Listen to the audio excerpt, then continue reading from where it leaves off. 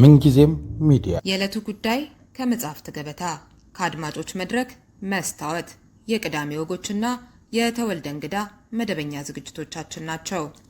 703 475 6309 ስልካችን ምንጊዜም media@gmail.com የኢሜል አድራሻችን ነው።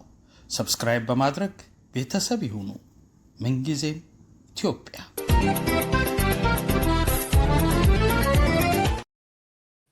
ሰላም ጤና ይስጥልኝ። የዓለም ቲያትር ቀን በየዓመቱ ማርች 27 በተለያዩ ዝግጅቶች ይከበራል። ይህንኑ ምክንያት በማድረግ ከቲያትር መመሬ ጋር ከጥቂት ዓመታት በፊት ስራዎቹን በተመለከተ አድርጌው ከነበረው ቆይታ ለትውስታ የተወሰነውን ክፍል ጋብዛችኋለሁ። ሪዮት አለሙ ነኝ። ላይክ እና ሼር እያደረጋችሁ ተከታተሉን። እንግዳዬ አቶ በላይነህ አቡኔ ነው። አቶ በላይነህ የመጀመሪያ ዲግሪውን በቲያትር አርትና ኮሚኒኬሽን፣ ማስተርሱን በእንግሊዝኛ ድራማና ስነ ጽሁፍ በከፍተኛ ውጤት ተመርቋል። እንደዚሁም በ6 ኪሎ ዩኒቨርሲቲ የቋንቋዎች ጥናት ተቋም ምክትል ዲን፣ የቲያትር ጥበባት ትምህርት ክፍል ሊቀመንበር፣ በዛው በአዲስ አበባ ዩኒቨርሲቲ የባህል ማዕከል ዳይሬክተርም ነበር። 4 የሚሆኑ የእንግሊዝኛ ተውኔቶችን ወደ አማርኛ ተርጉሟል። ከነዚህ ውስጥ 2ቱን ኤሚድ ሰመር ናይትስ ድሪም የተሰኘውን የሼክስፒር ስራ የምህር ሌሊት ህልም ሲል የተረጎመውን እንዲሁም የሃንጋሪው ፍራንስ ሞለርን ዘ ፕሌይ ዘ ቲም ተውኔቱ በሚል ርዕስ ወደ አማርኛ የመለሰውን ጭውውት እናደርግበታለን። ከዚህ በተጨማሪ ደግሞ የፊት አውራሪ ተክለሐዋርያት ተክለማርያምን ፋቡላ የአውሬዎች ኮሜዲያ የተሰኘ ስራ ዘ ኮሜዲ ኦፍ አኒማልስ የሚል ርዕስ ሰጥቶ ወደ እንግሊዝኛ ተርጉሞታል። በዚህም ላይ ጥቂት ደቂቃዎችን እንወስዳለን፣ እንድትከታተሉ እንጋብዛለን። በላይነህ እንግዳዬ ስለሆንክ ትልቅ ክብር ነው የሚሰማኝ። እንግዲህ አዲስ አበባ በነበረኝ አዲስ አበባ ዩኒቨርሲቲ የትምህርት ቆይታ እውቀትን እንደዚሁም ዲሲፕሊንን እንድማር የረዳኸኝ በጣም የማከብርህ መምህሬ ነህ። በእንደዚህ አይነት ሁኔታ ካንተ ጋር ስለተገናኘሁኝ በጣም ደስ ብሎኛል። በጣም አመሰግናለሁ። እኔም በዚህ በማደንቃት በእውነት ነው ምልሽ ብዙ ተማሪዎች አግኝቻለሁ እና በጣም ከልቤ ማደንቅሽ ባለሽ ቆራጥነት፣ ለእምነትሽ ሙት በመሆንሽ፣ አገር ወዳድ በመሆንሽ በጣም ከፍተኛ አክብሮት አለኝ እና እኔም ባንቺ በመጋበዜ እዚህ ፕሮግራም ላይ በጣም ደስተኛ ነኝ። እሺ፣ አመሰግናለሁ። እንግዲህ ወደ ዛሬ የምንወያይባቸው ትርጉም ስራዎች እነዚህን ተውኔቱ፣ የምህር ሌሊት ህልም እንደዚሁም ደግሞ አፍሪካን ቲያትር የተሰኘው እዚህ ጥራዝ ላይ የወጣውን የአውሬዎች ኮሜዲያን ወደ እንግሊዝኛ የተረጎምከው፣ ወደ እሱ ከማለፋችን በፊት ወደ ተማሪነት ህይወትህ እንሂድና ዩኒቨርሲቲው የቲያትር ጥበባት ትምህርት ሲጀምር 2ኛ ባች ነበራችሁ የእናንተ ባች። ከዛ ጀምረን ምን ይመስል ነበር የትምህርት አሰጣጡ? እነማን ነበሩ በወቅቱ አብረው የተማሩት? እነሱን ጥቂት እናውራ።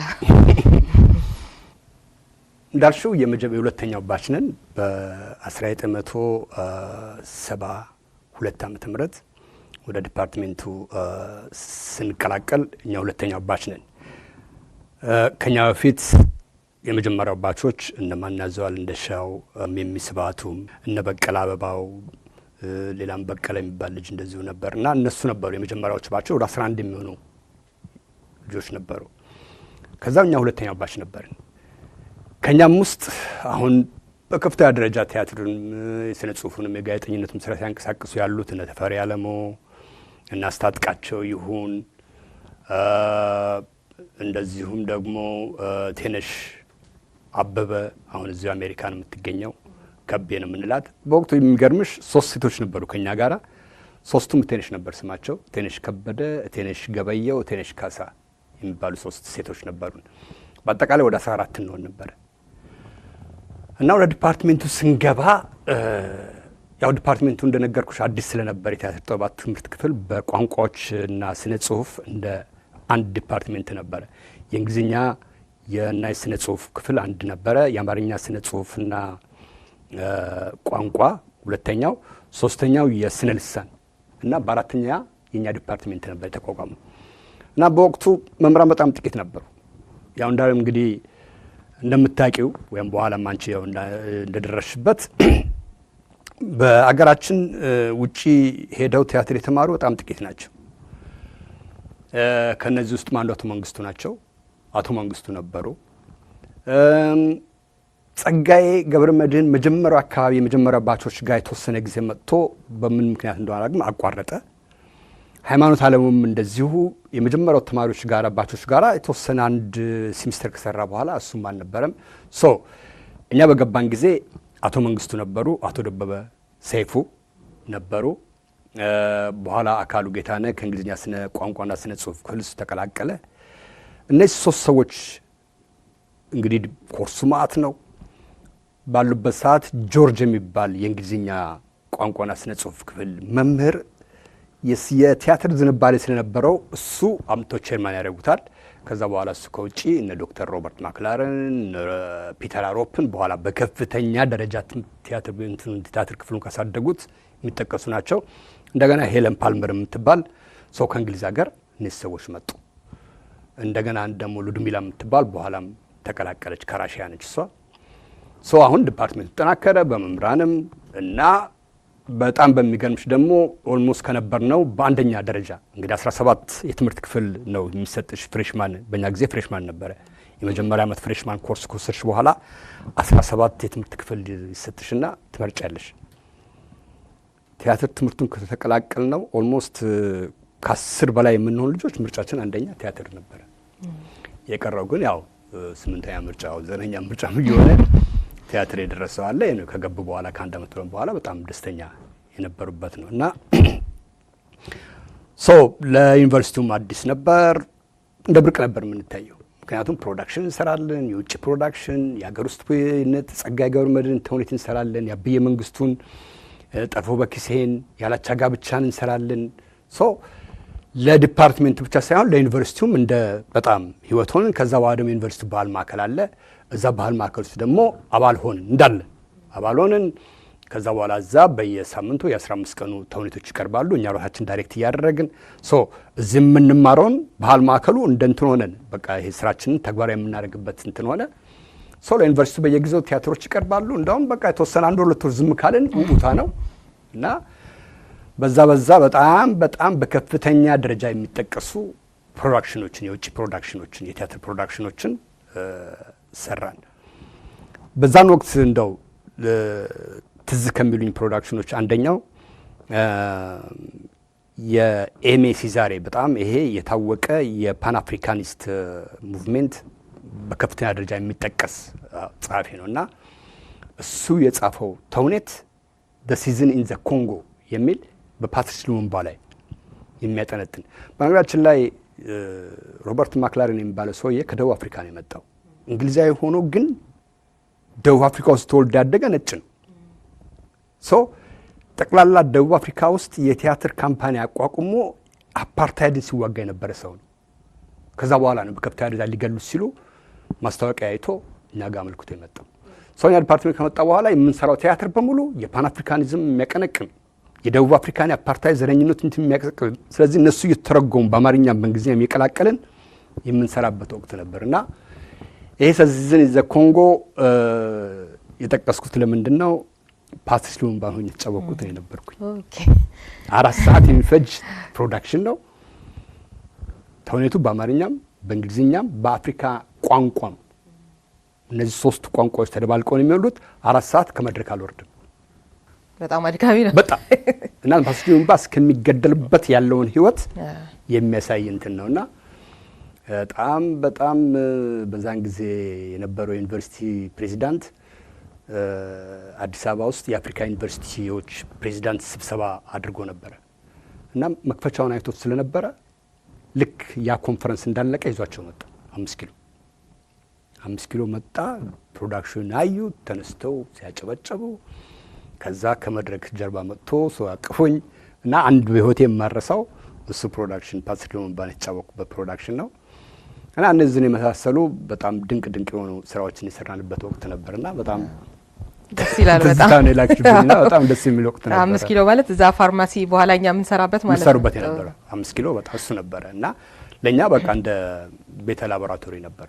ውላችን ከክላስ ውጭ እዛ ነበረ። ስለዚህ አስተማሪም አንጠብቅም። ስለዚህ ግማሾቻችን እንዳውም ትርጉም የጀመርኩት እዛ ነው። አጭር ዋን አክት ፕሌዎችን እንተረጉማለን፣ ባለ አንድ ገቢር ድራማዎችን እሱን እንተረጉማለን። ከዛ በኋላ አንተ ዳይሬክት ታደርጋለህ ይባል፣ ግማሹ ይተውናል። እሱን ከሰራን በኋላ ወስደን ባህል ማዕከል ለዩኒቨርሲቲ ኮሚኒቲና ለሚጋብዙ የውጭ እንግዶች የምናሳይበት ወቅት ነበርና በጣም የኛ ባች በከፍተኛ ደረጃ ማለት ማድላት ሳይሆን እንትን ነው በጣም ፍቅር ስለነበረን የትም በቃ ከትምህርት ውጪ የምንሄድ ቦታ አልነበረም። እዛው 5 ኪሎ መተርጎም ነው፣ መተወን ነው፣ መስራት ነው፣ ፕሮዳክሽን ማቅረብ ነው እና በዛ ላይ ደግሞ የህዝብ አድናቆት ሲጨመርበት እንግዲህ አስብ እንቅልፍ የለም። ጥሩ ጊዜ ነበረ። በጣም ደስ የሚል ጊዜ ነበረ። ወደ መምህርነቱ የመጣህበትንም አጋጣሚ ትንሽ እናውራ። ኦኬ እሱ ደግሞ ራሱን የቻለ ታሪክ አለው።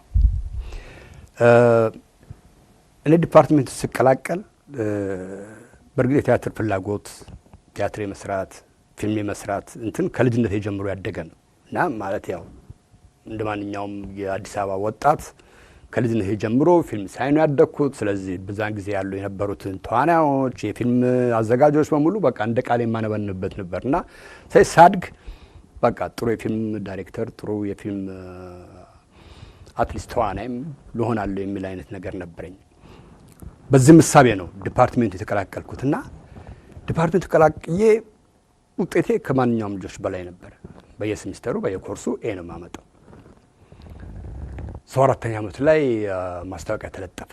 ስለዚህ ምን ማለት ነው? በዩኒቨርሲቲው ባህል መሰረት ከየዲፓርትመንቱ ማለቂያ ላይ 4 ዓመት ማለቂያ ላይ አንዳንድ ወይም 2 ተማሪ በአስተማሪነት ይቀራል እና ማስታወቂያ ወጣ እና በአስተማሪነት አንድ ሰው መቅጠር ስለምፈልግ ማመልከት የምትፈልጉ ተባለ።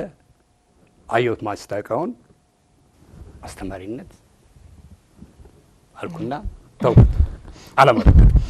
ከዛ ከኛ ውስጥ አንድ 6 ልጆች አመለከቱ እና አመለከቱ። ከዛ በኋላ 15 ቀን ነበር እንትኑ የዴድላይን ምንድን ነው የሚባለው የመጨረሻው ቀን ሊያበቃ ማለት ነው የሚያበቃበት ቀን። ከዛ የለም።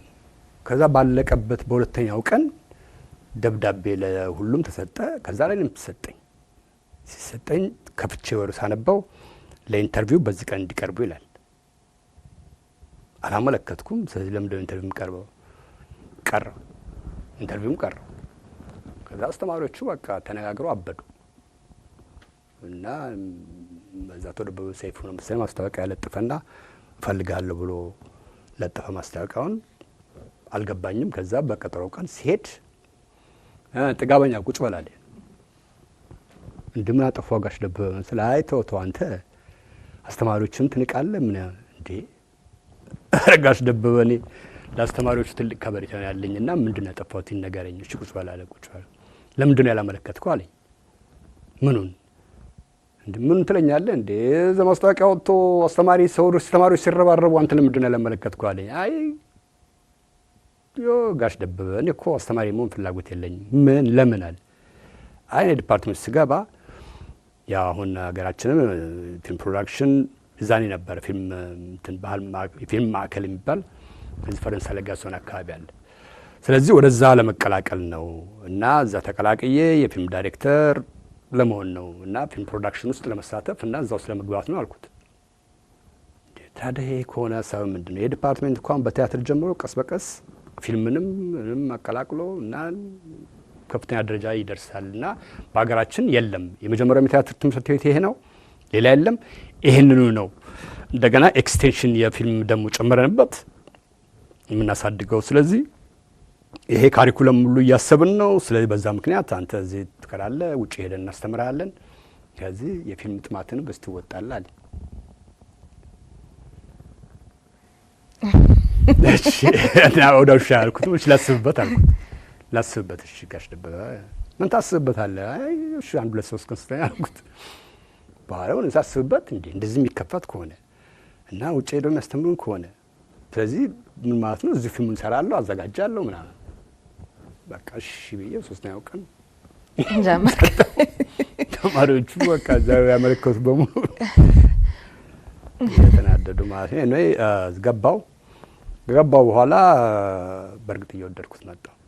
አስተማሩ ከተማሪዎች ጋር ምናምን መስራቱ በጣም በቃ ማለት በህይወቴ እስከዛሬ ድረስ ደስተኛ ከሆንኩባቸው እንትኑ አንዱ ይህንን ሚሳለ ማድረጌ በጣም በቃ የምትወጁ ነው። በየቀኑ አዳዲስ ተማሪዎች የምታገኙ ከተማሪዎች የምትማሪው ማአት ነገር አለ እና የተለየ ህይወት ነው የሚሰለች ህይወት አይደለም እና የኛ ደግሞ ሙያ ደግሞ እንደምታውቂው በቃ ክሬቲቭ እንትን ነው ከተማሪዎች ጋር እና ተማሪዎች የሆነ ነገር ሲፈጥሩ ትፈነድቅ ያለሽ እና በጣም በጣም ደስተኛ ሆንኩኝ።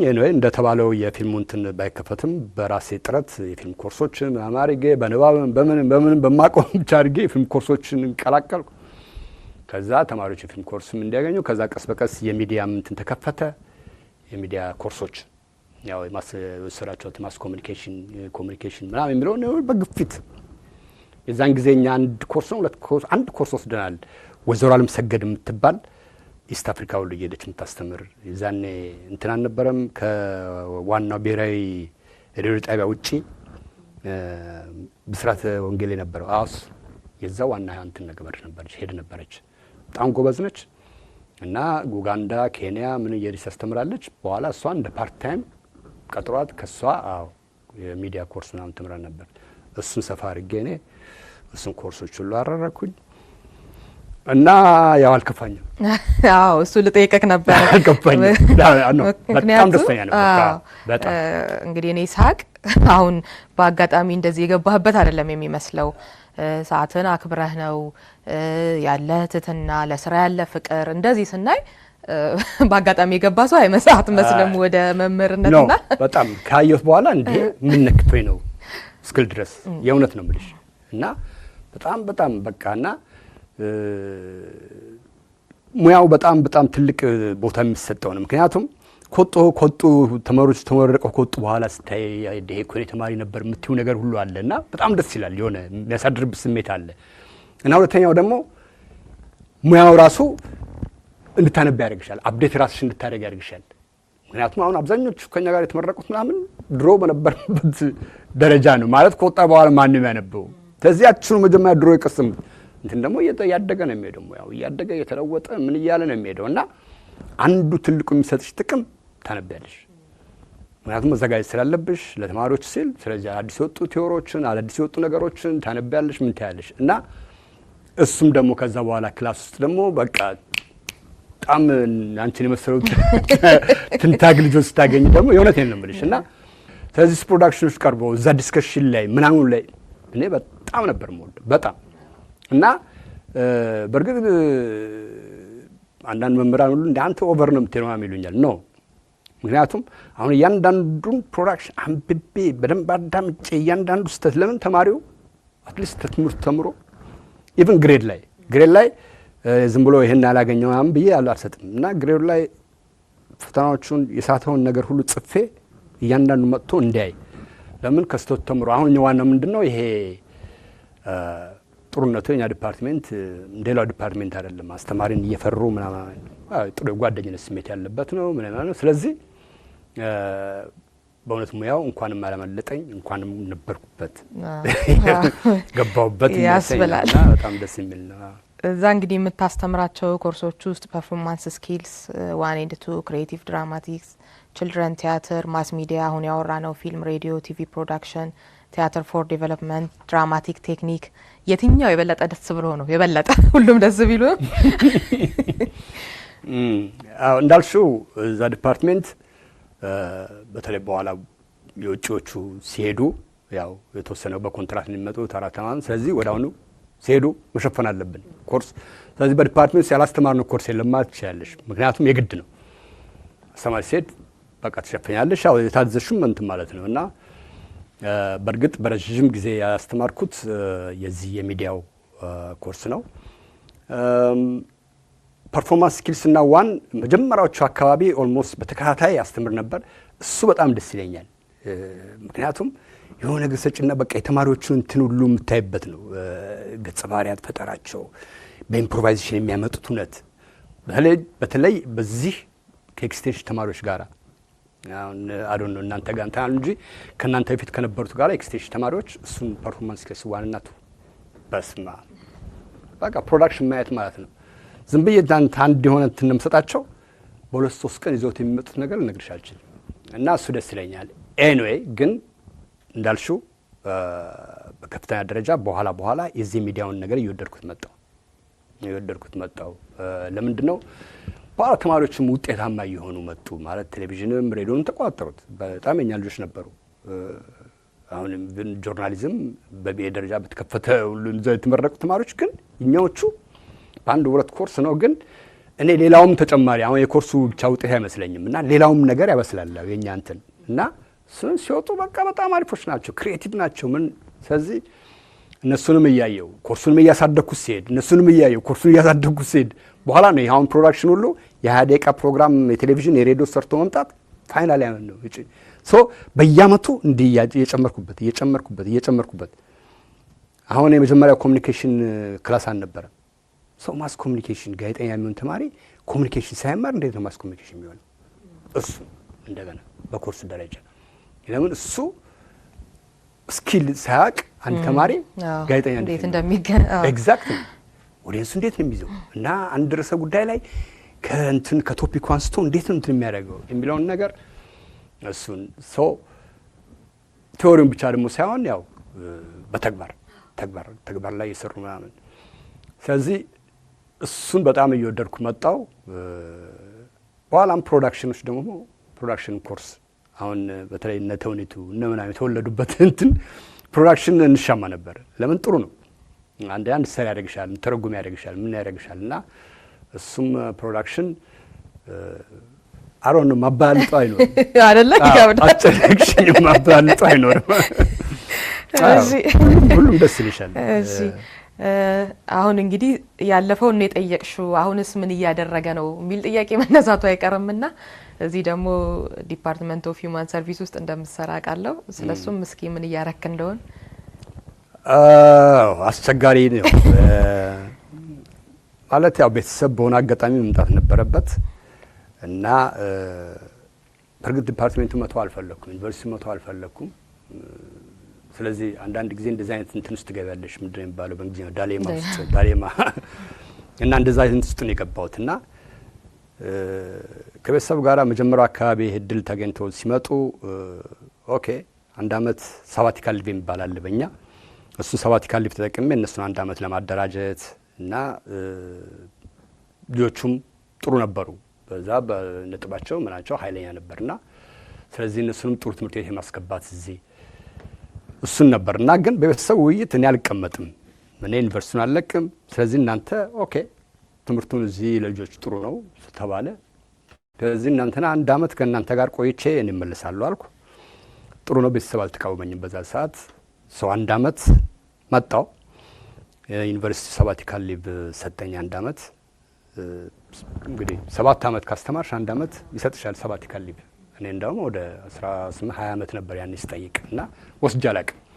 ስጠይቃቸው እንዴ ኧረ ችግር የለም ሄደበች እንዳትቀርብን አይነት ነገር ነው ያሉኝና ከዛ መጣው እንደተባለው ልጆችን ጥሩ ሁኔታ አስገባው፣ ባለቤቴንም ስራ የምትስበት ሁኔታ አመቻቸው እና ከዛ ሄድኩኝ ተመልሼ ልክ ኦገስት መጥቼ 2010 ማለት ነው ሴፕቴምበር የሚቀጥለው አመት ሴፕቴምበር ገባው። አልጠበቁም ዩኒቨርሲቲ መልሳል የሚል ነገር አልነበረም። ያው እንግዲህ ውጭ ወጣ ሰው ስመጣ ምን ነው አይ በቃ እንደዚሁ ኤኒዌይ ቀጠልኩ። አሁን ለተወሰነ 3-4 አመታት ምንድን ነበረ ሲዘጋ መጣለሁ፣ ተመልሼ ሴፕቴምበር ላይ ሄዳለሁ። ስለዚህ ምናልባት 2-3 ወር ከቤተሰብ ጋር የመገናኘት ነበር እና ይሄን 3-4 አመት ካደረኩ በኋላ እነሱ ደግሞ በተራቸው ስብሰባ ተቀመጡ። እንዴት ነው እና እንደዚህ ቤተሰብ ተለያይቶ አይሆንም፣ ልጆቹም አደጉ፣ ዩኒቨርሲቲ ገብቱ፣ ስለዚህ ከጎናቸው መሆን አለበት ተባልኩ። እንግዲህ ምልሽ አንዳንዴ ያው እጅ ሰጫለሽ፣ ያው ቤተሰብ ግድ ነው። ሙያውን በወደውም መራቁን ባልወደውም ግን ደግሞ በዚህ በኩል ጥሩ ቦታ ደርሰዋል። መንገድ ከሳቱ ማለት ያው ሁሉ የደከምሽበት እንትን ይበላሻል የልጆቹ ህይወት። ስለዚህ የግድ እነሱ ጎን መሆን አለብኝ አልኩ እና በቃ ቀረው። ከቀረው በኋላ የግድ ያው እንትን ስራ መኖር አለበት። እዚህ ሀገር አንድ ትልቁ ፕሮብሌም ያየሁት ምንድነው በተለይ በዚህ በእኛ ሙያ እዚህ ሀገር የሆነ ሰርቲፊኬት ወይ ምናምን ነገር ካላሽ አስቸጋሪ ነው። የተወሰኑ እንትኖች ሞክሬ ነበር፣ መልስ አልሰጡኝም። ኦኬ ስለዚህ አልኩና የኢንተርፕሬቴሽን እና የትራንስሌሽን ስራ እሱን የሚሰሩ ኤጀንሲዎች አሉ፣ ከነሱ ጋር ጀመርኩኝ። ስለዚህ ጠሩሻል በስልክ ሆስፒታል ሊሆን ይችላል ትምህርት ቤትም ሊሆን ይችላል ምን ይችላል የኛ ሰዎች ማለት ነው ስለዚህ ጉዳይ ሲኖራቸው ትማለሽ ማለት ተቀመጫለሽ ታስተረጉሚያለሽ በተለይ አንድ እንትን አለ አንድ ትምህርት ቤት ትምህርት ቤት ምንድነው ልጆች አሁን በተለይ የኛ ማህበረሰብ ልጆቹ አሜሪካኖች የሚያስቡት ደረጃ አይደለም ማስተዳደጋቸው ማለት ምንድነው አሁን ለምሳሌ እነሱ ይሄ early age የሚባል አንድ ትምህርት ቤት ያለ በ3 አመቱ ይሄን ማወቅ አለበት በ4 አመቱ ይሄን ማወቅ አለበት በ5 አመቱ ይሄን ለይቶ ይሄን ማወቅ አለበት ስለዚህ የኛ ልጅ ደግሞ እንደዛ አይደሉም ስለዚህ አስተማሪዎች ሪፖርት ያደርጋሉ ስለዚህ ልጁ ዲያግኖዝ መደረግ አለበት መታየት አለበት ማለት የሚላል ስለዚህ ብዙ ኢትዮጵያን ልጆቻቸውን እዛ ወስዳሉ ስለዚህ በዛን ሰዓት 3 ሰዓት 4 ሰዓት ማልወኘ ነኝ ያስተረጎምኩ እና ትሩም ከኤዱኬሽን ጋር ታያ ስለሆነ ለኔ ከባድ አልነበረም እና ጥሩ ነበር ክፍያው በሰዓት 50 ብር ምናምን ይከፍልሻልና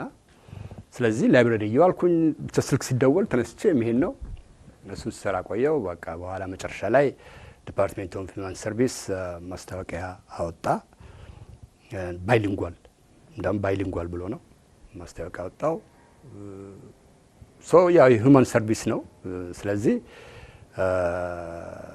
እስቲ ያመልክት አልኩኝ ዶክተር ሄራን ታውቂያለሽ ዶክተር ሄራን ነበረች አው እሷ ነች እና ላከችልኝ በኢሜል በላይ ለማያ ተመልክት ምን ነገር ማለች እስቲ ብዬ አመለከትኩ ካጠሩኝ ከዛ ኢንተርቪው ላይ 3 ሰው ተቀምጠዋል ኢንተርቪው አደረጉኝ እንስራዩ ምናምን ጣጣ ያለው በዚህ ሳምንቱ ገባ ያዚህ እሱን እየሰራው ነው ያው ርቅ ያለው አይደል ርቅ ያለው ግን ያው ስቲል እንትኑ አልሞተም የሚመለሱ ወደፊት እንግዲህ ተመልሼ እንግዲህ እዛው አሊዮቹ በደም መስባሁን መሰረት ያያዙ ነው ስለዚህ መለሳለሁ ስቀጥላለሁ ብያለሁ እንግዲህ ስለ ትርጉም ስናወራ አሁን የምንነጋገረው የትርጉም ስራዎች ላይ ነው ከምንነጋገርባቸውም ሌላ የትርጉም ስራዎች አሉና እስኪ የትኞቹ ናቸው ትርጉም ስራዎች የጀመርኩት ልክ በተመረኩ በተመርቄ ዩኒቨርሲቲ እንዳስቀረኝ ሮበርት ማክላረን አመጣና አንድ ፋሪድ ከማል የሚባል አንድ ማሪታል ብሊስ የሚባል ፕሌይ አምጥቶ በላይነህ ተርጉም አለኝ በኋላ አነበብኩ ሳነበብኩ ኮሜዲ ነው በጣም ደስ ይላል እቴ ደግሞ በተለይ አሁን በዚህ ስራ ደስ ካለሽ ውስጥሽ ካልነካው ትርጉም የለው እና በጣም ደስ አለኝ በቃ ወዳውኑ ባንድ ወር ውስጥ ጨርሼ ሰጠሁት ከዛ እሱ ፕሮዲዩስ ያደርግ አንተ ተውናለህ ከዛ መንበር ታደሰ ደግሞ ሁለት ካራክተር ነው ያለውና አንተ ወንዲዮን ትጫወታለህ መንበር ታደሰ በኋላ አገር ፍቅር ስራ አስኪያጅ ነበረችው ወክሻት ጋርና ቦነ ባች ነበረችና እሷ የተወሰነ ጊዜ ዩኒቨርሲቲው ዲፓርትመንቱ ሊያስቀርፈልጎ ነበር እንደ ሴት አብራ ብትቀላቀል በሚል ከዛ ሁለታችን ማን ያዘጋጀዋል ሮበርት በጣም ተወዶ በቃ ይደገም እየተባለ ምናምን በኋላ እሱ ተውኔት ለብዙ እንትኖች መሰረት ሆነ በኋላ እነ ተፈሪ አለሙ የሬዲዮ ከታደሰ ሙሉ ነገር ይሰሩ ነበር ይዛኔና ከሳት በኋላ ድራማ ያቀርቡ ነበር በኋላ ተፈሪ እሱን አይዲያ ወስዶ ሁለት ባልና ሚስት ተላይተው ባንድ ቤት ውስጥ እንደዚህ እንትን ሆኖ ባቢሎን በሳለም አይነት ነገር ግን በሬዲዮ ነበራቸው እነ ተፈሪ እሱን ልክ ተውኔቱም ልክ እንደዚህኛው ነው እና ባልና ሚስቱ ፋይናል ሞሜንት ላይ ይለያያሉ እና እንትን ነው የሚከፍሉት ቤቱን በቃ ይቆጥራሉ ይካፈላሉ ያን ነገር ነውና እሱ የመጀመሪያ የትርጉም ስራ ሄደው ከዛ በኋላ ትንሽ ቆይቼ አንድ የቴሌቪዥን ማህሌት የሚባል እሱን ተረጎምኩኝ በቴሌቪዥን ቀርቦ እንደው አይተሻላ ሽመልስ አበራ አቦነሽ ታማሪ ፈርም የተጫወቱት ማህሌት ነው ርዕሱ በቴሌቪዥን ቀረበ እሱም በተደጋጋሚ በኋላ ቆስ ምን ሆነ መሰለሽ አሜሪካ ሀገር መጥቼ በመጣው ወተኛ አመት ላይ ነውና የሆነ ኢትዮጵያ ሬስቶራንቶች አሉ አይደለም የቃም ሸጡበት እንትን ቤት ካስገባ ካሴቶች ምናምን አሉ እስቲ ምን አዲስ ካሴቶች የአማርኛ ካሴቶች ወጥቷል ምናምን ብዬ እስቲ ያቀብለን ብዬ ስል በደምብ ጠርዙ ምናምን ማህሌት ይላል ከዛ ከበሩ ላይ ይቺ ዋና ያ ተዋናይ ዋና መሰራዊት ስማይ ማሞ ባለሷል አንዴ አሩስ መጥቶኛል ሁለተኛ እሷን ሳይ እዲ ከዛ ከስር ምናምን የዘመናችን ምርጥና ድንቅ ምናምን ይሆን ምናምን ተብሏል እንደው የከዛ ከጀርባው ገለጣ ያለው አዛማች ትርጉም በላይነህ አንተ ምንም የምታውቀው ነገር የለም ምንም ከቴሌቪዥን ወጥቶ ከተሸጠው የሚገርም ነው በጣም በኋላ ላቦነሽ ደወልኩና ይሄን ነገር ማምሰል ምንም አየሁት ምናምን ብላ እሱን አየሁት ሁለተኛ ስራዬ ነው ከዛ ዳኛው የሚባል የአርተር ዊንግ ፒኔሮ ሰር አርተር ዊንግ ፒኔሮ የሚባል እንግሊዛዊ በጣም የታወቀ ድራማቲስት ነው 18ኛው ክፍለ ዘመን በቃ በጣም ዶሚኔት ያደረገ ነው እና እሱ በጣም አሪፍ ኮሜዲ ነበር እሱን ዳኛ የሚል ተረጎምኩት በኋላ እሱ እንደውም እንትን ታይቷል ሲቲሆል ቲያትር እኔ ራሴ አዘጋጅቼው እሱ ለህዝብ ቀርቧል እሱ ሌላኛው ስራዬ ነው ከዛ ደግሞ አባትየው የሚል እሱ ሳይወጣው መቅረቱ እስካሁን እናዳል ቴሌቪዥን ጣለብኝ ኢትዮጵያ ቴሌቪዥን አሮ ነው ማለት ጠፋሉኝ በቃ እኛ ሀገር እንደዛ አይነት ጥዳሉ ነገር አለ ከዛ አንዳንዴም ይወሰድና ሌላ ሰው ያወጣዋል እና አባትየው በጣም በቃ ያንድ የሆነ አባት ጥሩ አባት እና ክብሩን ነገሩ እንትና የዚህ አንድ አሜሪካዊ ደራሲ ያለ ሳስታውስ ነገር የሱ ጻጽኖ ያደረበት ነውና አባትየው በቃ መጨረሻ ላይ ሁሉ ነገር አጥቶ ልጁ ልትረዳው ምናምን ትፈልጋለች ሴት ልጅ አለችው እሱ ግን እንዴት በቃ ምክንያቱም ጥሩ እንትን የነበረ ነውና በአንድ ወቅት ሆነ እንትን ብሎ ነው የሱን እንትን የሚያሳይ ነውና እሱን ሌላው ስራ ነበረ ከዛ እንደ ተውኔቱ መጡ ተውኔቱ ሃይማኖት አለሙ ፕሮዳክሽን ሲሰጠው ፈለገ ፕሌይ በአጋጣሚ ይሄን ፕሌይም ቢው በጣም ደስ ብሎ ነበር እና እሱንና ካሊጉላ የሚለው ደግሞ እሱ ሁለቱ የትኛው ምናምን ያልኩ ነውና ሃይማኖት ምናምን ፕሮዳክሽን አጣውና በቃ ጊዜ ስጠኝ አልኩት ይሄን ተውኔቱን ተርጉሜ ሰጠው አበደ በጣም ደስ አለው እሱም ጥሩ አድርጎ ሰራ ለጸጋዬ ገብረመድህን እና ባተ መኩሪያ ምናምን 5 ኪሎ ሲታይ ተነስተው ያጨበጨቡት ማለት ጥሩ በቃ አሪፍ ፕሮዳክሽን አድርጎ ነበር የሰራው በኋላም የብሔራዊ ቲያትር ቀረበ ወጥቶ ታየ እሱ ሌላው ከሜጋ ቲያትር ጥበብ ማስታወቂያ ያወጣል ፕሌይ ለመስራት ማለት ነው አስተርጉሞ ለማሳየት አንድ ፕሌይ ያገኙና ያን ፕሌይ የሚተረጉምላቸው ሰው ማስታወቂያ ያወጣሉ እንደማንኛውም ማስታወቂያው ደረሰማው እሺ ብዬ ሄጄ እንትኑን ተቀበልኩና ምንድነው የሚለው ከተውኔት ውስጥ ሁለት ትዕይንቶች አንድ ባዛማች ትርጉምነት አንደኛው ደግሞ ቀጥታ ተርጉሞ ያው ለውድድር መቅረብ ነው ከዛ እሱን አድርጌ ሰጠው ዘ ቪዚት ነው የሚለው ፍሬድሪክ የሚባል ጀርመናዊ ደራሲ ነው በጣም በተወዳጅ የሆነ እንትን ድራማ ነውና ኋላ በስንተኛው ቀን ይሄ ከሆነ በሁለተኛው ወር በኋላ ጠሩኝና በላይነህ በጣም ወደነዋል ትርጉም ስራ ከማን ያዘዋል ጋር አብራችሁ ብትሰሩስ አሉኝ እንዴ ማናባል ደግሞ የዛኔ ምንሽ አንድ ዲፓርትሜንት አንድ እንትን ነበር አረ በጣም ደስታውን አልችለውም አልኳቸው በቃ ስለዚህ የተነጋገራችሁ ጨርሱት ከዛ በኋላ አንዳች ታዘጋጅታላችሁ ተባለ ከዛ እኔና ማን ያዘዋል እሱም እንትን ተረጎም ነው የብሩክታይት ስጦታ አይተሽዋል በጣም እና እሱ በቃ በጣም ድንቅ የሆነ ተውኔት ነውና እሱ ተተረጎመ ከዛ በኋላ በቃ እና ማን ያዘዋል እንደ እንትን ወስደን ከሳከሳት ከስራ መልስ ቁጭ እንላለን ወይስ ቤት ወይ እኔ ቤት ብቻ እየተነጋገርን ምን ያደርግን ጨረስን በኋላ ማን ያዘጋጃል እሱ ያዘጋጅ እኔ ተውናለሁ አልኩ እና እሱ ተወንኩ ከዛ በውድ ፕሮግራም 120 ላይ ሁለት ተከታታይ ፕሮግራም ሰሩበት በኔ ላይ ማለት ያው አንደኛ መምህር ሆኖ እንደ አርአያነትም ጭምር ነው እና ሁለት ፕሮግራም 120 ፕሮግራም ሁለት ፕሮግራም ሰሩበት እሱ አንዱ በጣም ደስ ከሚለኝ ከሰራዋቸው ስራዎች አንዱ የሚጠቀስ ነው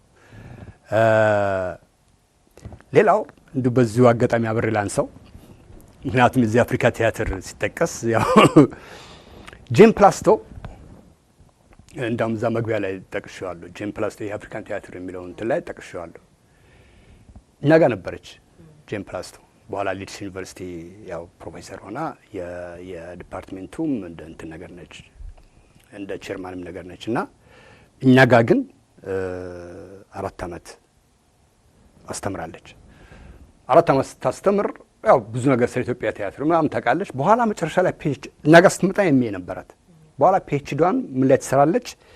በአፍሪካ ቲያትሮች ላይ ሰራች። ኢትዮጵያን፣ ታንዛኒያን፣ ዚምባብዌን ሶስቱን እንትን ትይዝና የሶስቱን ሀገሮች ቲያትሮች ላይ ነው ፒኤችዲዋን የሰራችው እና ያው ኮኔክሽን አላት። ትመላለስም ነበረ እንትን ነበረ። በኋላም ኤርትራም በተደጋጋሚ ትመላለስ ነበር እና አሁን ምንድነው የሆነው? ደወለችና እንዴ በላይነህ ለምን ፍሳም ተውኔት አተረጉምትም አለች። ፍስሐ በላይ በጣም በጣም በሀገራችን ያልታወቀ በጣም ድንቅ ተውኔት ጸሐፊ ነው።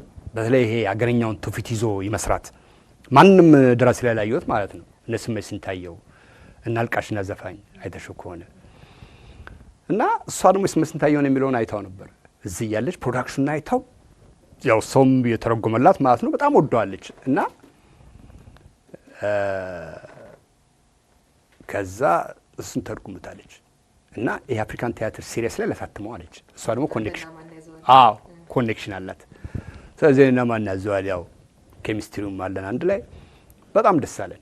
እሱ የሚወደው ነበር የፍሳን ፕሌይ። ከዛ ተነሳና ፕሮግራማችንን አወጣን። ቁጭ ብለን መቼ ምናምን የሚለውን አረግን ጨረስን። ከዛ ጀመር በአንድ ወር ብላችሁ ነበር ያሰባችሁት? በአንድ ወር ውስጥ አስረጎን ሰጥሻለሁ ምናምን ብለን ሪዮት በጣም በቃ በህይወታችን እንዴ መፋለጥ ሆነ በቃ አንድ ጋር ምክንያቱም ፉል ኦፍ የአገረኛው እንትን ነው። በላልበላን እንዴት ነው ሰምተረጉ እንዴ ምንድነው ይሄንንስ አናበላሽም ብለን በቃ እና እጅ ሰጠን። እሱም ምክንያቱም የለውም ስሜት አይሰጥም። ኢቭን እንኳን ይሄ ምንድነው የሚባለው ሊተራል ትራንስሌሽን ነጻ ትርጉም አይነሽ ብታስቀምጪው ምን ስሜት አይሰጥም። ያ ውበት አማርኛው ላይ የምታየው ውበት ከየት ይምጣ?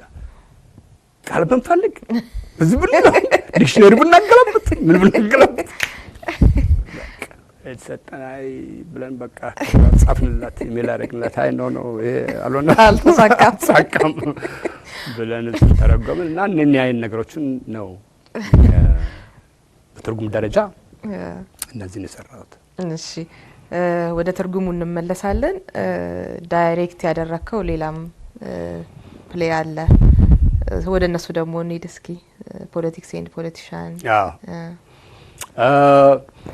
ወል አሁን በቲያትር ቤት ደረጃ ብዙ ዳይሬክት እንድናደርገው ኦፈር ተደርጓል፣ ግን አስቸጋሪ ነው። ምክንያቱም በኋላ እንዳውም ኤክስቴንሽን ሲከፈት ጠዋት አስተምራለች ማለት አስተምራለች። ስለዚህ እዛ ቲያትር ቤት ምንም በተለይ ዳኛውን የኔን ከማዘጋጀት ውጪ ማዘጋጀት እድሉ አልገጠመኝ። ግን እኛው ጋር ዳይሬክት ያደረኩት አሁን የአቤ ጉበኛን ፖለቲካና ፖለቲከኞች የሚለው አንዱ ነው። እሱ በመጽሐፍም ደረጃ ታትሟል። የአቤ ጉበኛ በጣም ድንቅ የሆነ እንትን ነው። በተለይ ይሄ የለውጡ ዋነኛ ማዕከል ላይ 66 ላይ ነበር የሰራውና ኮሜዲ ነው እና ይሄ አይተነው ጊዜ ወደሚያደላው የሚባሉ አይነት ፖለቲከኞች አሉ አይደለም፣ ያሳይሻል። በቃ በደንብ አድርጎ ነው የሚያሳይሽ እና እንደውም ጳውሎስ ነኞ ጽፎበታል አርቲክል። ይሄ አይተነው ጊዜ ወደሚያደላው ልክ አብዮቱ የዚህ 66 ማለት ነው ሲል በቃ ያን ተጨፍጭፈን እናልቀን የነበሩ ሰዎች ሁሉ እንዳሸን የፈሉበት እና ቢጉበኛ እሱ ነው ሳታይሪካል በሆነ መንገድ በጣም ያንደም ነበሩ ማለት ነው። እንዳይነት ሰዎች አሉ ዛይት ተፈል የትተዋል ሊበዙ ይችላል ይሆናል እንጂ አይ ነው። አዎ እኔ ገርማለሁ በጣም የእውነት ነው የምልሽ። አንደኛ ሰው አቅም የሚል አይነት ነው። በቃ ይሄን ምንድነው አይኑን በጨዋታው ምትዋይ ነው። የጋሽ ፈቃድ አዘዛ አንድ ግጥም አለ እንደዚህ አይነት ነገር የሚያሳየው ኤግዛክትሊ በጣም ድንቅ። በጣም ዛሬ መጣ ምናምን ዛሬም ዞሮ መጣ። አሁን እንደውም ቢጨምርበት እያልኩ አስባለሁ ለሰሞኑ። አይ ሰጀስት አድርጉለት። በጣም ደስ የሚል ስራ ነው። ሳነበው ተውኔቱ በቃ ልነግርሽ አልችልም። ይሄው እንደዚህ ሳስፈነድቀኝ በቃ የግድ መስራት አለብኝ፣ መተርጎም አለብኝ፣ ማት አለብኝ። የዛይን ነገር አለኝ እረፍት አይሰጠኝም እና ሳነበው በስማ ከዛ እሱን ሰራ ነው። ያው በተከታታይ ለውጭም ተጋባዥ እንትኖች እና ለዩኒቨርሲቲም ኮሚኒቲ በተደጋጋሚ ታየ። አንዱ የሚያናደኝ ነገር ዩኒቨርሲቲ ትልቅ ፕሮዳክሽኖች እንሰራለን፣ ግን እዛው ይቀራል። በጣም አሁን ያው አይተሽዋል። በቃ ሶስት ታይና በቃ ያው ሁሉ ተደክሞበት በተለይ አሁን እነዚህ ኤክስቴንሽን ተማሪዎች እያደር ሁሉ ነው የሚሰሩትና ፋይናል የሚወጣው እንትን አሁን ይሄንን እንትን የመኸር ሌሊት ነው የሚለው እንዴት አይነት ድንቅ የሆነ ፕሮዳክሽን ተሰርቶ እንደ ሄደሽ እኮ በቃ ቲያትር ቤት እንደዚህ የምታስቀምጪው ነው። በጣም አይቼዋለሁኝ። እነ መቲ ነበሩ የሰሩትና በጣም ምርጥ ስራ ነበረ። በቃ ነበርሽ? አዎ እንዴ ነበርኩኝ። በጣም በቃ እንዴት አይነት እና እንደዛ ተደግሞበት ግን በቃ 3 ቀን ወቅም በኋላ ይጠፋልና እሱ እንትን ይሻልና አንዱ የዚህ የአቤ ጉበኛ ፖለቲከኞቹ እሱ አንዱ ነው። ሌላው የአንዊል ጂን አንዊል የሚል እሱ ማናዘዋል ተርጉሞት እሱ ያዘጋጀውት ነው።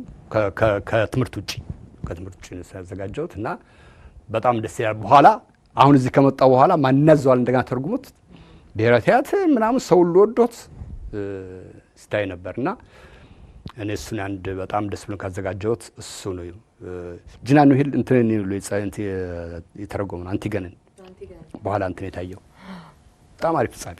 ያኔም እና አቦነሽ ሰርተው ነበር። ኤግዛክትሊ አቦነሽ በጣም ምርጥ ተዋናይ ያቦነሽ በቃ ዋና እንትን ያለችበት እሱ ነውና እሱ እና የጂን አንዊልን እሱን ዳይሬክት ያደረኩት እሱ ይጠቀሳል። ከዛው ተረፈ ያው ትናንሽ እንትኖች ዋና አክቶች ምናምን ናቸው።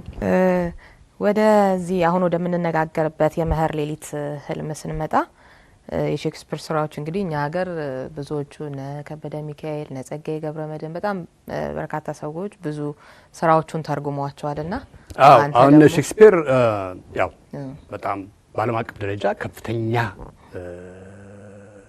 አድናቆትም ዘመናዊ ሽሬ በተለይ አሁን ሼክስፒር ማለት ዘመናዊ ሽሬ መሆኑ ነው።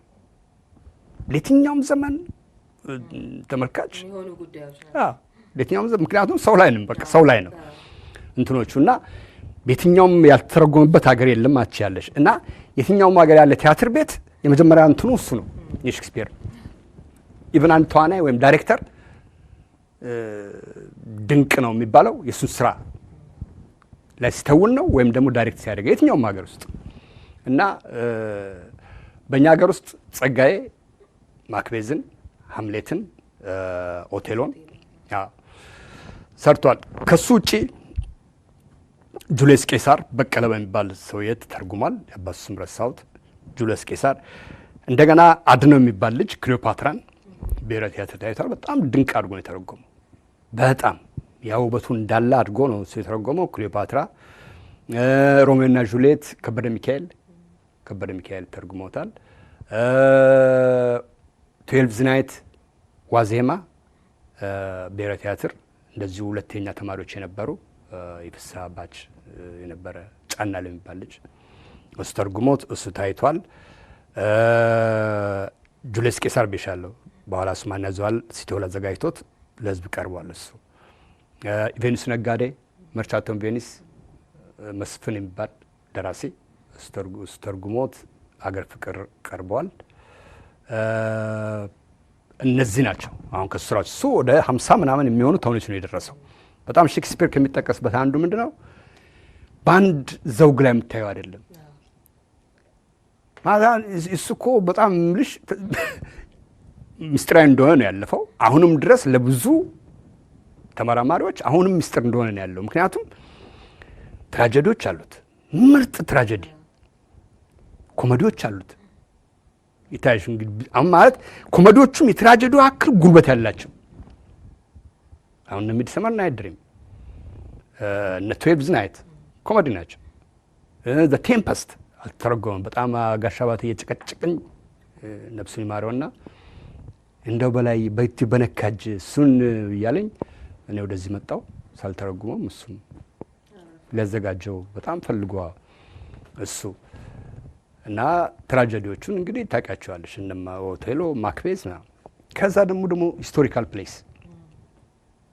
ፕሌስ አሁን እነ ሄንሪ 1 2 3 4 እነ ሪቻርድ 2 ኪንግ ጆን አሁን እነዚህ ሁሉ ደግሞ ታሪካዊ ተውኔቶች ናቸው። ልክኛ ቴዎድሮስ ሚኒሊክ ምናምን እንደምንላቸው አይነት ነገር ማለት ነው።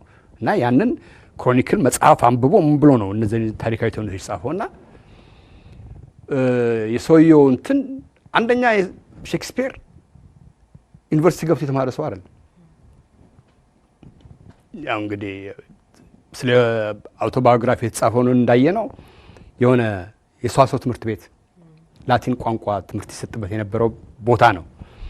በርግጥ በዛ ቋንቋ የሚማሩበት እንትን ላይ ስራዎችን ይተረጉም ነበር። ልክ እንደኔ የውጭ እንትኖችን ክላሲካል ስራዎችን ይተረጉም ነበር እንዲህ እያለ።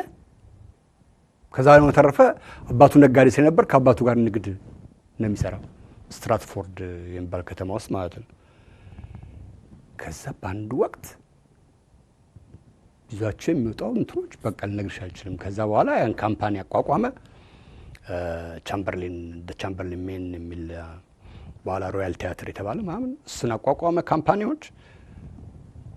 ከዛ ማምረት ነው እና ያን 50 ከዛ ውጪ ደግሞ በገጣሚነቱ ባለቅኔነቱ አሁን ምልሽ ጋሽ ተስፋዬ የተወሰኑትን ሞክሯል። እንደ ኦማር ካያም እንደማሳትመዋል ሲል ነበር። ኦማር ካያም አሳትመዋል ጋሽ ተስፋዬ ታውቃለሽ አይደል? ኦማር ካያምን ግጥሞች ስብስብ እና የሼክስፒርን የተወሰኑ ሶኔቶችን እሱን ሞክሮ ነበረ። ግን አይ ዶንት ኖ ያሳትመዋል በህይወት አለ። ሜቢ አንድ ቀን ከመጣ ጠብቀሽ ጠይቀዋለሁ። እንዴት ሆነ? የእውነት በጣም በቃ ምርጥ ነው። አንድ ቀን ባህል ማዕከል አንብቦት በጣም ድንቅ አድርጎ ነው የተረጎመው። ደግሞ የሚገርምሽ ምንም የውጭ እንትን አታይበትም። ይሄ አዛማጅ ነገር አድርጎ ጥሩ ነገር ተርጉሞታል። እሱ በአጭር ጊዜ ውስጥ አሁን ሰውዬ እንግዲህ ብዙ አልኖረም። በዛች አጭር ጊዜ ውስጥ ያመረታቸውን ስራዎች ስትመለከቺ አንደኛ በጭብጣቸው፣ ሁለተኛ በቴክኒካቸው እኔ እኮ አሁን እሱን የሚስተካከል እኮ እንትን አልመጣም እስካሁን ድረስ ማለት ነው። ስለዚህ እኔ የዚህን ሰው የድንቅ ስራዎች የመተርጎም እድል ማግኘቴ በጣም የእውነት ነው የምልሽ እድለኛ ነኝ ማለት እችላለሁ። እና አንደኛው አሁን የሚድሰመር ናይት ድሪም በነገራችን ላይ አይተሽ ከሆነ ሁለቱም ላይ የሆነ ቴክኒካል ነገር የሳበኝ ነገር አለ። በተውኔት ላይ ተውኔት መኖሩ አሱሱ ጠይቃለሁ እያልኩ በጣም እና እሱ ነው። ስለዚህ አሁን የሚድሰመር ናይት ድሪም ተውኔት ውስጥ ሌላ ተውኔት አለ፣ ሌላ ተውኔት እና የቴክኒኩ በጣም በቃ እሱ ነው አንድም የሳበኝ። ሁለተኛ አሁን የሚድሰመር ናይት ድሪም ወደ እሱ እንግባ። እንግባ። ለምንድን ነው የመረጥከው ከሌሎቹ ስራዎች ነበር እየመለስክልኝ ነው። አንዱ ይሄ በተውኔት ውስጥ ተውኔት መሆኑ ምናምን ነው። ሁለተኛው በጣም በተቃርኖች የተሞላ ነው ማለት አለ አይደል? ፉል ኦፍ ይሄ ኢምባላንስስ የምትይው ነገሮች የተሞላ ነው። የገዢ መደብ አለ፣ እንደገና ሰራተኛ መደብ አለ፣ ታች ወዛደሮች አሉ። የሆነ ኢምባላንስ ወዛደሮች እና የሆነ ቲያትር እናቀርባለን ብሎ የሚታትሩ ምናምን ታያለሽ ጫካ ውስጥ። እንደገና እዚህ ነባራዊ ዓለም አለ፣ እንደገና የመናፍስቱ ዓለም አለ። ለሰሪያል ወርልድ ደግሞ የምንለው ያለ አይደለም። እሱ ደግሞ እሱን ሌላ ዓለም ፈጥሯል እዛ ውስጥ ያሉ ይህን የጨለማውን ዓለም ግን በአንጻራዊነት ካይንድ ኦፍ በተምሳሌነት እንድናይ ነው። ያንንም የዚህ መናፍስቶች ዓለም እንትን ያቀረበው እሱ አለ።